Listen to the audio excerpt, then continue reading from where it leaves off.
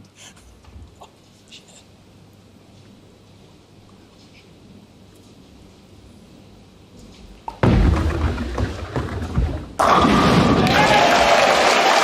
John Barrett.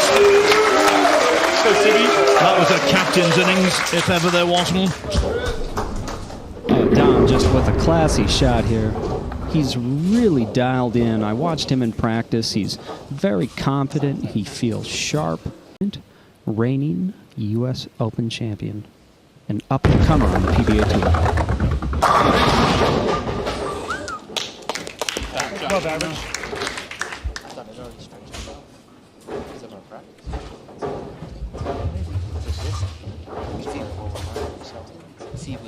If he was born a fresh match like I am, then yes, but not after we've already thrown. So far in 5 of these 6 visits to the lane, 1 pin has proved stubborn. That's what I'm saying, and about 30 shots.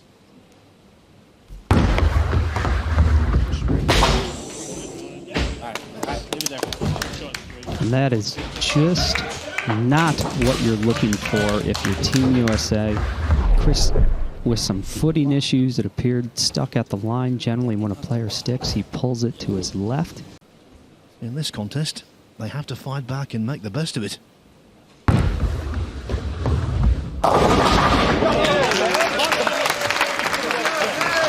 Just what the doctor ordered for Team USA. Tom Dougherty coming through with a what we call light tickler over in the U.S. The headpin just kind of tickles him down, giving him a lot of confidence, especially coming into this tournament.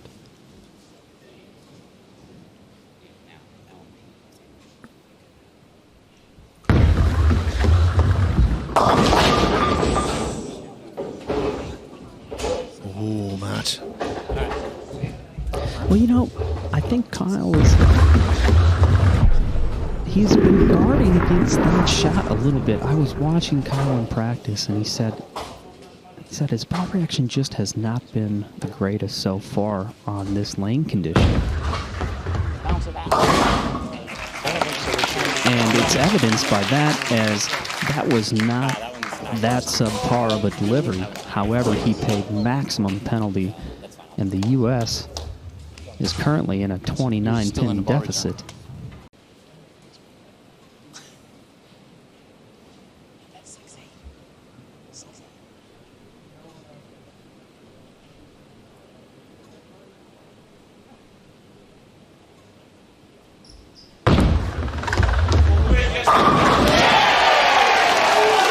I used this word last year to describe the USA early on. I'll use it now to describe Europe. Emphatic in that first match. Absolutely brilliant from Jesper Svensson. Oh, it just can't get any better. High flush, 10 in the pit, and look at the reaction. Jesper fired up, the Chris. Yeah, for sure. He's just got to, whatever term Chris does, Thomas has to do.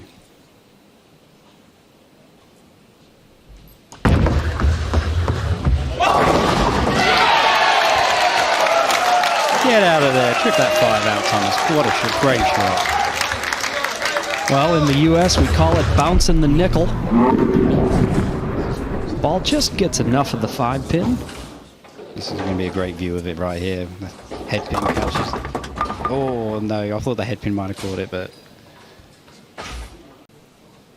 Yeah, pretty tense moment right now. With Chris missing right 2 shots ago and the last one missing in. I feel like it's going to be quite comfortable.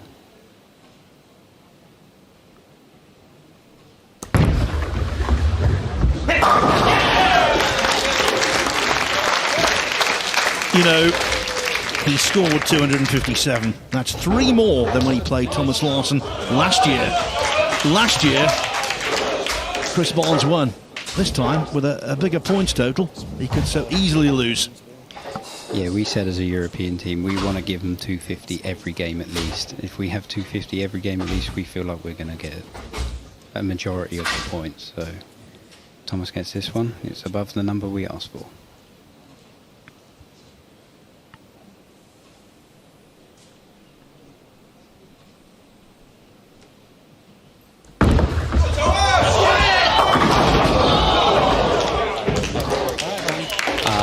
I think Thomas might have caught that one a little bit too much, and it kind of read a little earlier than he expected, and it jumped into the headpin a little bit too hard. You could feel the air sucked out of the room. To try to get it to tip over. I think a little bit of a slower speed and maybe a tad more rotation will get those corner pins out.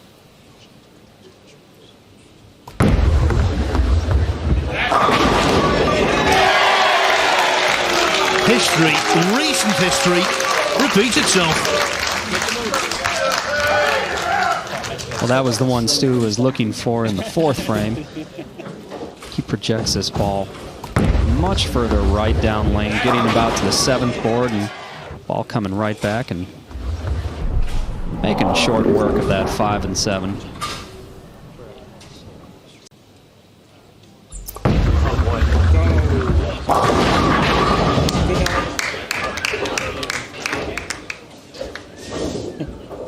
Well, a few oohs and ahs there from the crowd. Sounded like a little, Simon might have got distracted a little bit in his approach. Yeah, this ball just uncharacteristically wide right down lane. You see that ball almost getting to about the 2 board. Anthony only really trying to get it to the 5th or 6th board. Very fortunate to only leave the 2 pin in that attempt.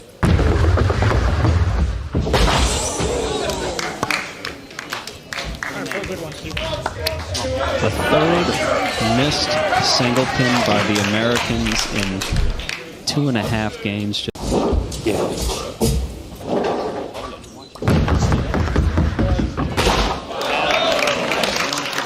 Thankfully, it didn't matter. Nope, Stu putting this one out of reach basically in the 9th frame. 10th frame really just more of a victory lap for the Europeans as they go up 2-1 in the early goings of this year's Weber Cup.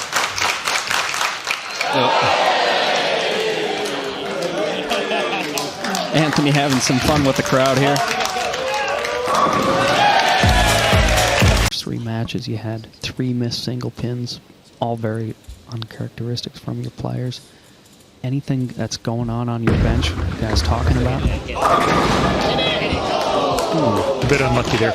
Yeah, no, we are talking about it. The corners are a little bit sticky, but a lot of it is we just haven't had a lot of practice, and we spent most of that trying to figure out what we're going to do with patterns and strikes. And honestly, we just didn't throw a lot of spares, and the lanes are hooking a lot at spares on this particular pattern, and so we've all had to make a little bit of adjustment. We just need to pay a little bit more attention.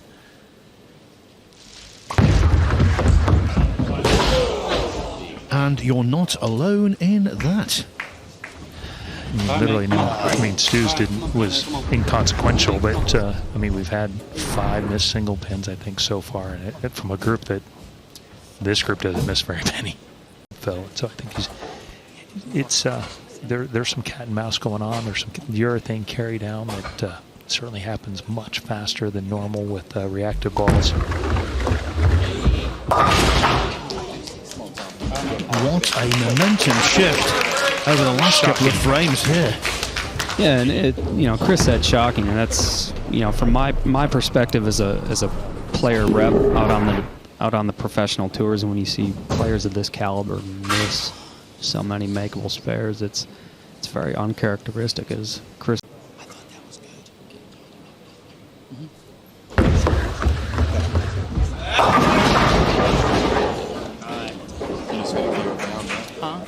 I'm going to spin it a little. I'm going to do both. Well, and this shot going right through the heart of the pins for Thomas Larson, maybe what we call in America the Big Four. This is actually a spare that Don Barrett made last year at the Weber Cup.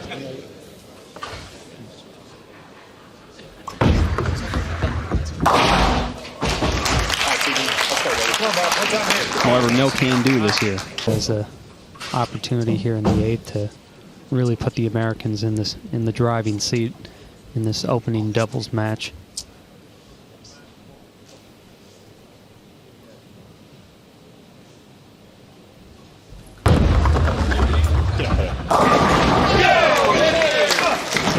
Another great shot from Chris Guy.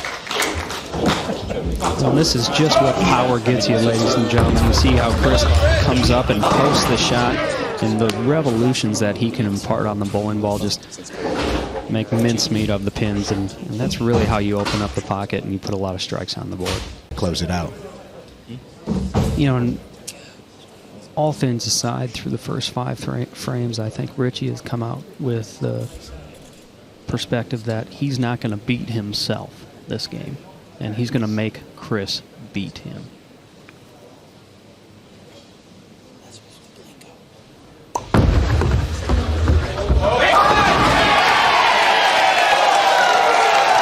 There we go. I mean, the one thing that Richie's got in his favour in his game is Richie's got a lot of heart, and he's a scrapper, and he's a fighter. And the worse the lanes get like this is when Richie really thrives. I think you'll see him usually be more successful on the longer patterns because he likes to keep the ball a little closer to the head pin.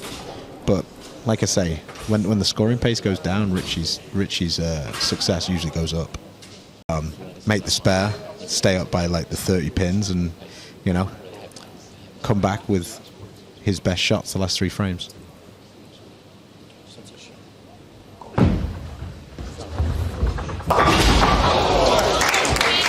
Now then. Yeah, the spare shooting for our team this block has been, I mean, it's been awful. That's you know, that's going to be what's really come down to it. I mean, the Americans missed a few early on, but I mean, it's not been good from our team. And it is, yeah, it's very intimidating watching his ball hit the pins.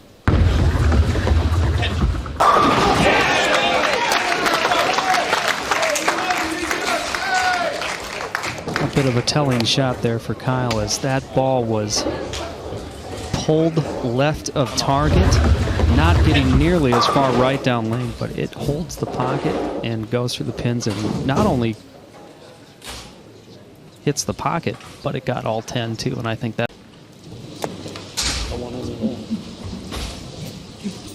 I think it's fair to say, folks, it's a match that's living up to expectations.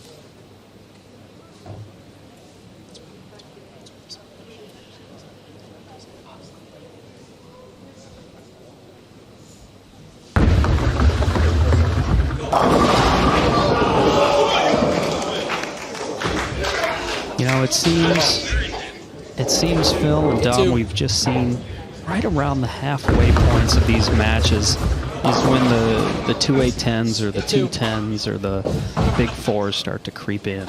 And it just, I think this lane condition is just changing quicker and quicker and quicker. And that's kind of what does happen on this lane. Obviously, we normally bowl on a pair of lanes, so when we bowl a match, there's like one game in each lane basically at the end after we change the lanes every frame. But you know, but this is going to be doubled out. This is one lane.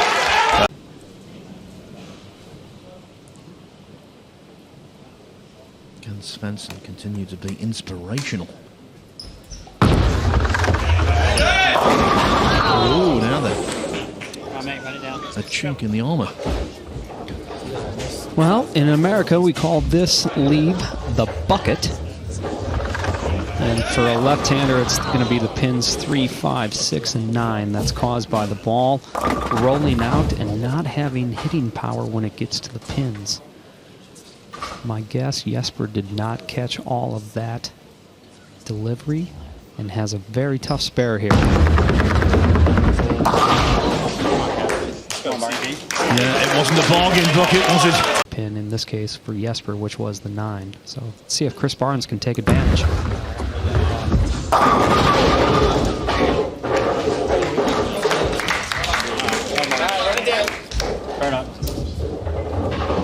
Watch Chris Barnes fall off of it here. You see him fall off it at delivery, and that's a general indication that the shot is going to be pulled. When a player falls off to the right, generally they pull it to their left.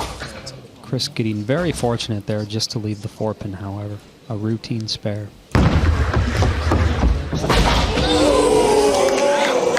Simply extraordinary. It's been the story of the night, and one we never thought we would tell.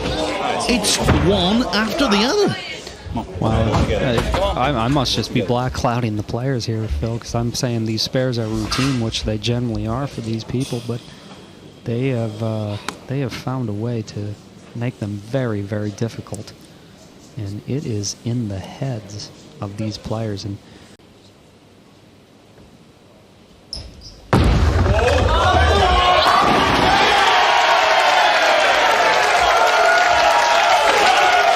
Phil, I think that was the best shot of the night from Jesper Svensson. This shot was just absolutely labeled. And watch him hold the pose. It just doesn't get any better than that. Draw the line, see the line, put it on the line.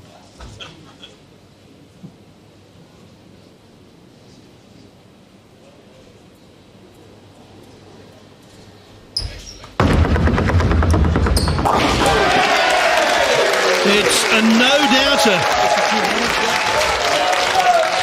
2 singles performances from Svensson to cap the night. And what a night it's been for the hosts.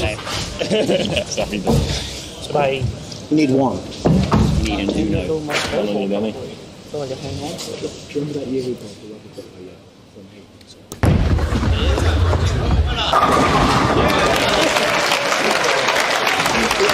Momentarily, the scores are tied, but while Elvis might have left the building, Svensson will not. No, just a wonderful performance by Jesper these last 2 games. 250, 260. Phenomenal performance, and you can't ask anything more from your star player. I stand corrected, Philip. Pair of 260s for Jesper if he should strike on this ball.